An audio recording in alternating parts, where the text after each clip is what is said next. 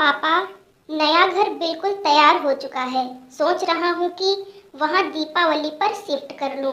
सिद्धार्थ ने अपने पापा गोविंद प्रसाद जी से कहा। सिद्धार्थ गोविंद जी और सुधा का इकलौता बेटा है। सुधा वहीं पर बैठी मूक दर्शक बनी चुपचाप सुन रही है। पिछले कुछ दिनों से उसने किसी भी बात पर रिएक्ट करना छोड़ दिया था। नए घर की उमंग में सिद्धार्थ और उसकी पत्नी रिया दोनों बेहद खुश थे। सिद्धार्थ बहुत बड़ा अफसर है। रिया भी अमीर खानदान से ताल्लुक रखती है। गोविंद जी ने अपने घर को बहुत चाव से बनवाया था। कोठी, बाग, बगीचा सब कुछ था। परंतु जब सिद्धार्थ ने कहा कि उसने भी एक घर का सपना देखा है, अपने घर का, ये सुनकर गोविंद जी आश्चर्यचकित रह गए थे। अपना घर? तो ये किसका घर है? नहीं पापा, ये घर आपका है। मैं अपने घर को अपनी मेहनत से बनाना चाहता हूँ। फिर उसने उनसे कुछ पूछने की जरूरत नहीं समझी थी। सब कुछ रिया और उसकी मर्जी से होने लगा था। बीच बीच में सिद्धार्थ उनसे सलाह ले लिया करता था। जबरन उन्हें 2-3 बार साइट पर भी ले गया था। माँ को तो न कुछ पूछा न दिखाने की जरूरत महसूस की थी। सुधा के अंदर जैसे सब कुछ टूट गया था। जिस बेटे को उसने जान से भी ज्यादा प्यार किया था, उसने एक तरह से उसका तिरस्कार कर दिया था। तिरस्कार बोलकर ही नहीं, चुप रहकर भी किया जा सकता है। सुधा महसूस कर सकती थी।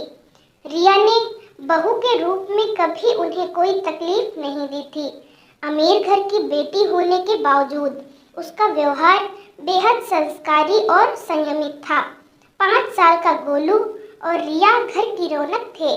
सुधा ने कभी भी रिया के साथ बुरा बर्ताव नहीं किया था। गोलू में तो सुधा की जान बसती थी, पर सुधा बेटे के व्यवहार से बहुत आहत हो गई थी। कभी कभी गोविंद जी से अकेले में बात करते हुए पूछती कि ये मुझे मेरे किन पापों का फल मिला। एक ही बेटा, वह भी घर छोड़कर चला जाएगा। गोलू और रिया, ये कहकर उसके आंसू निकल आते थे। मैंने तो अपने सास ससुर की दिल से सेवा की, कभी उनका दिल नहीं दुखाया। अम्मा जी ने तो अंतिम समय मेरे सिर पर हाथ रख कर आशीर्वाद दिया था कि ईश्वर हमेशा तुझे खुशी देंगे। फिर पता नहीं हमारे परिवार को किसकी बद्दुआ लग गई। धीरे धीरे दुख मनाकर उसने अपने दिल को समझा लिया था। गोविंद जी उसे समझाते कि तुम्हारा जब मन करे वहां चली जाना। बेटे की तरक्की पर दुख नहीं मनाते, खुश होते हैं। रिया और सिद्धार्थ एक एक चीजें चुन चुन कर ला रहे थे। गोविंद जी को बेटे से दूर होने का दुख था, पर उन्होंने जाहिर नहीं किया। वो उसे महसूस कराते कि वो उसकी खुशी में खुश हैं। आज धनतेरस है। गृह प्रवेश की सारी तैयारियां हो चुकी थीं। सिद्धार्थ और रिया नए घर की खुशी में बेहद उत्साहित थे। सिद्धार्थ सुबह सुबह नए कपड़े लेकर माँ पापा के रूम में आया। पापा के लिए खूबसूरत सिल्क का कुर्ता बंद गले की जैकेट के साथ और माँ के लिए बेहद सुंदर सिल्क की साड़ी, मम्मी के पसंदीदा हरे लाल रंग की। माँ पापा जल्दी से तैयार हो जाइए, 11 बजे का मुहूर्त है। सुधा चुप थी, सोच रही थी कि बस तैयार हो जाओ और चलो। अंदर जैसे कुछ खत्म सा हो गया, ना कोई उत्साह ना कोई खुशी। उसे जाकर सिर्फ खड़े होना है। गोलू आकर उसके गले में झूल गया। दादी माँ, आप मेरे साथ चलोगे ना? आंखों में आंसू भरकर उसने गोलू को छाती से चिपका लिया। सुधा गाड़ी में पूरे रास्ते भर चुप थी। जिस दिन भूमि पूजन हुआ था, उसके बाद आज वो घर देखने जा रही है। गाड़ी से उतरते ही सामने बेटे की कोठी को सिर उठाकर देखा तो दंग रह गई। बहुत खूबसूरत आधुनिक तरीके से डिजाइन किया गया था। आओ माँ, बेटे ने माँ का हाथ पकड़ लिया। महीनों बाद उसने कुछ कहा। सुधा सोच रही थी कि आज नए घर की उमंग में अपनी माँ से अबोला खत्म कर रहा है। घर के मेन गेट पर नेम प्लेट देखकर सुधा स्तब्ध हो गई। सुधा गोविंद निवास। उसका दिल बहुत तेज से धड़क उठा। बेटा, माँ के चेहरे के भाव पढ़ने की कोशिश कर रहा था। अंदर रिया खड़ी मुस्कुराई। आइए माँ, आपके नए घर में आपका स्वागत है। ये लीजिए आपकी अमानत। रिया ने घर की चाबियां सुधा के हाथ में रख दी। बेटे ने माँ का हाथ चूम लिया। माँ, अपने नए घर में भगवान के लिए भोग अपने हाथ से बनाओ, पर प्रसाद मेरी पसंद का होगा। सुधा समझ ही नहीं पा रही थी क्या बनाऊं। सुधा की आंखों से आंसू टपक पड़े। हलवा बनाऊंगी, मेरे कान्हा जी की और तेरी पसंद का। पहले अपना और पापा का रूम देख लो माँ।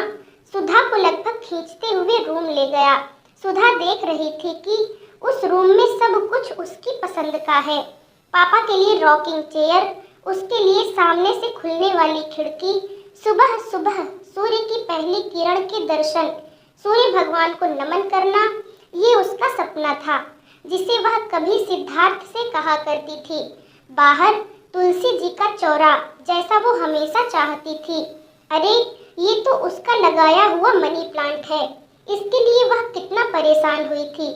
माली ने उसे उखाड़कर गुलदाउदी लगा दिया था तो उसने माली को कितना डांटा था। तो मेरे बच्चे को सब कुछ याद था। उसका मन पुलकित हो उठा। कमरे की एक एक चीज को छू कर देख रही थी। माँ, आपने क्या सोचा था? आपका राजा बेटा आपके बिना खुश रहेगा? रिया मुस्कुराती हुई कह उठी। माँ, आपका बेटा तो मेरे गोलू से भी छोटा है।